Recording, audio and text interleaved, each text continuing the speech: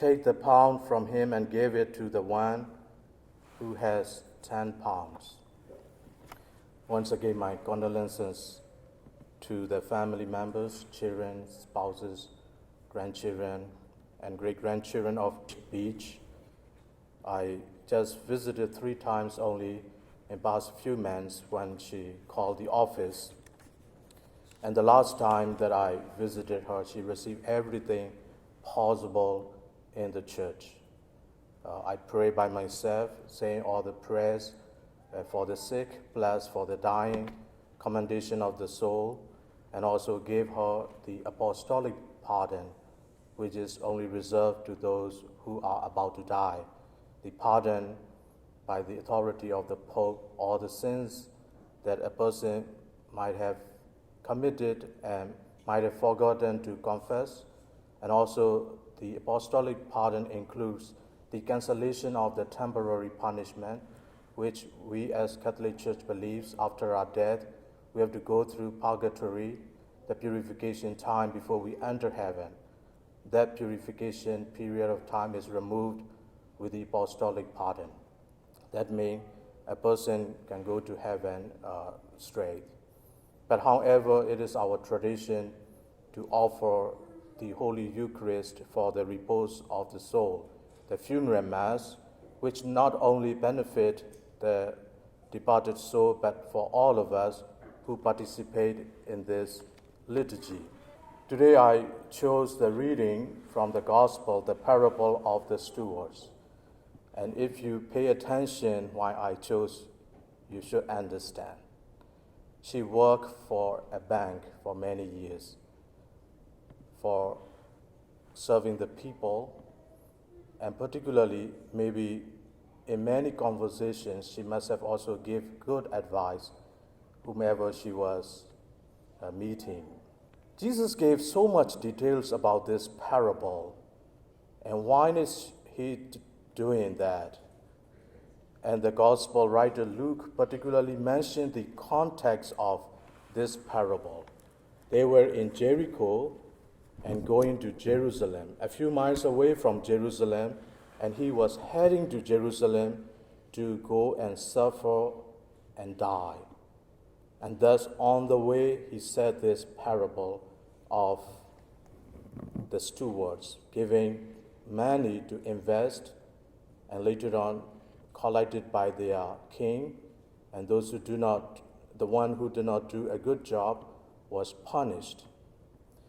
And a lot of details. Is a long reading, and Jesus always makes sure he is picking up the context, he is picking up the history, he is using the things available around so that it is easier for the people to understand. A few years before Jesus came into this world, Herod the Great was a king around that area, but he was under Roman emperor, although he has his own kingdom. And he was called the Great because he was great conqueror. But he died. And just 4 years before Jesus was born, his son Archelaus went to Rome and claimed his kingdom. Although Herod the Great has other children, he said, I should be a king taking the place of my father. But the Jews hated Archelaus and went to Rome and protested for his kingship. But the Roman emperor at the time ignored the requests of the Jews and made Archelaus a king. But the citizens of Judea did not obey Archelaus. And 680, that is, Jesus was supposed to be around 6 years old, Archelaus was removed from the throne. Jesus knew the history, but a kind of it is prefiguring himself.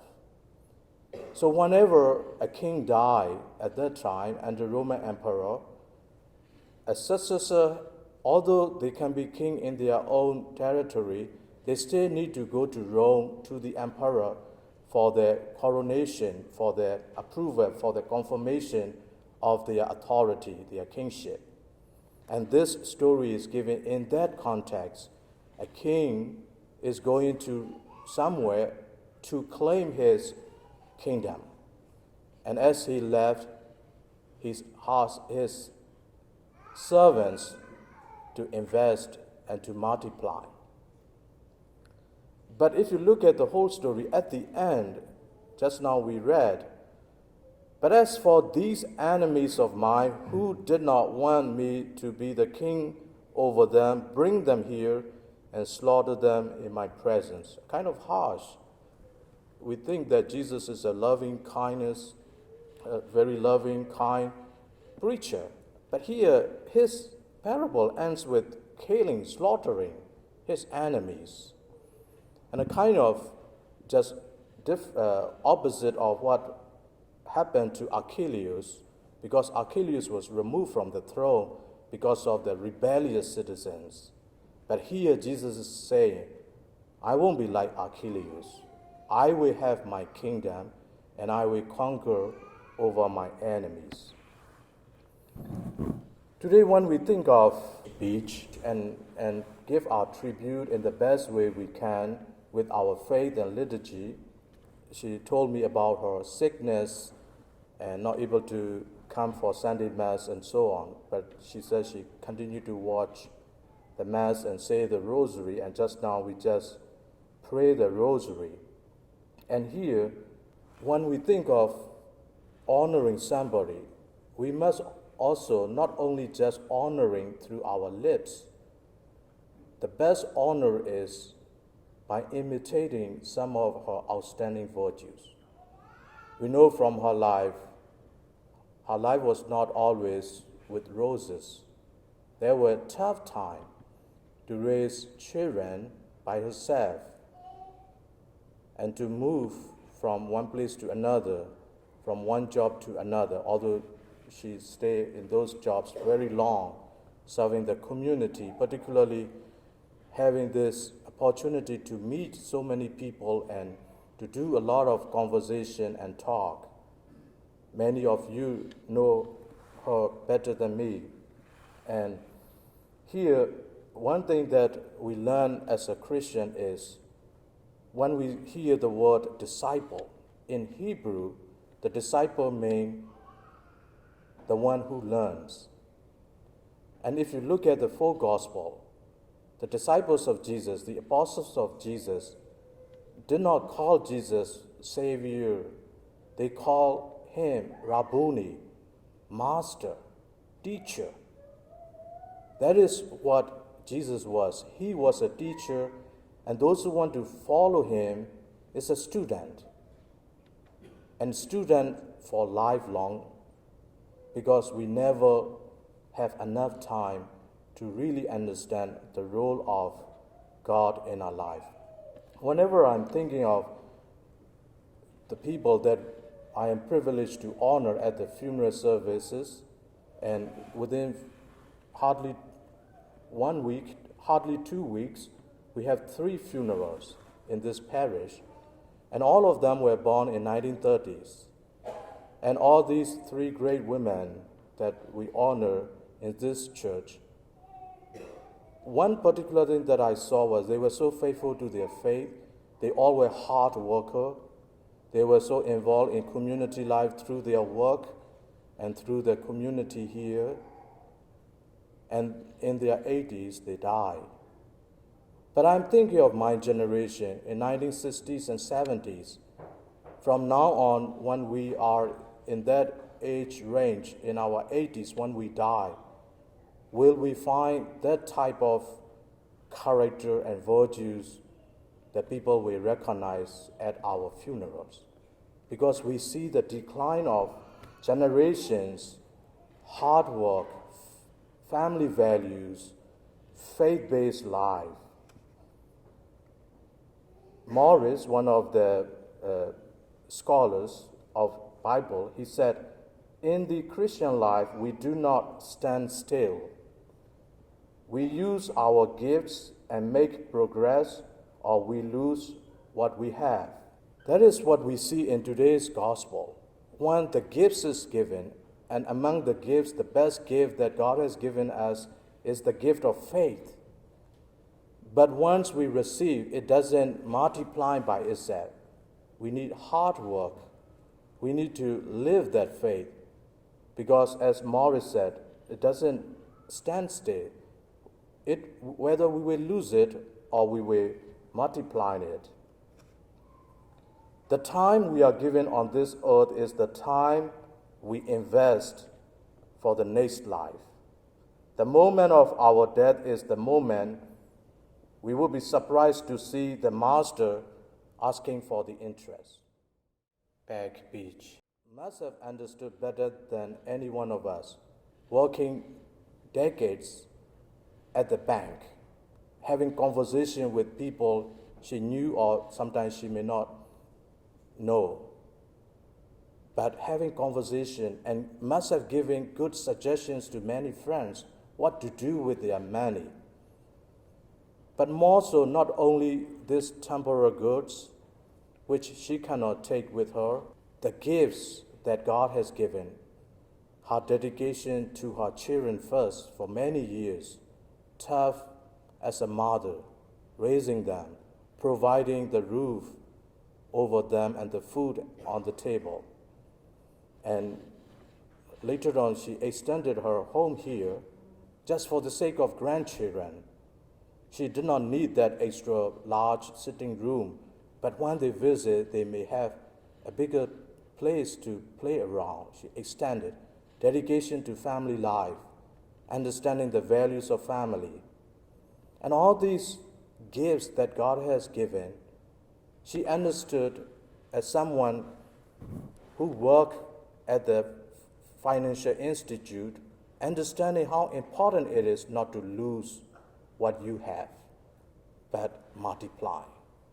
And the gifts is multiplying through you, family members, through the children, through the grandchildren.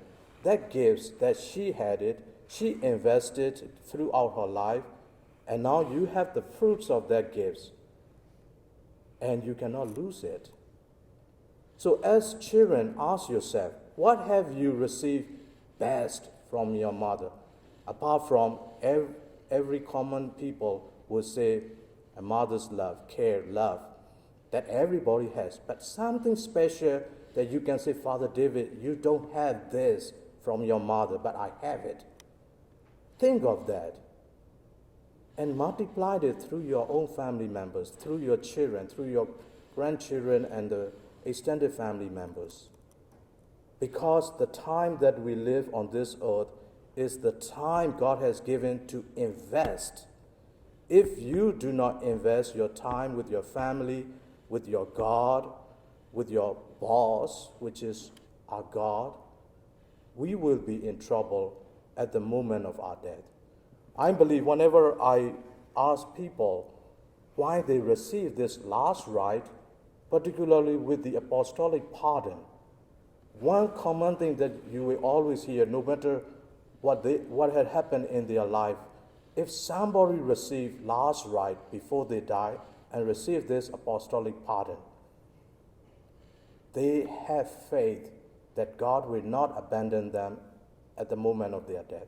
And particularly, they hang on to that faith through some devotion.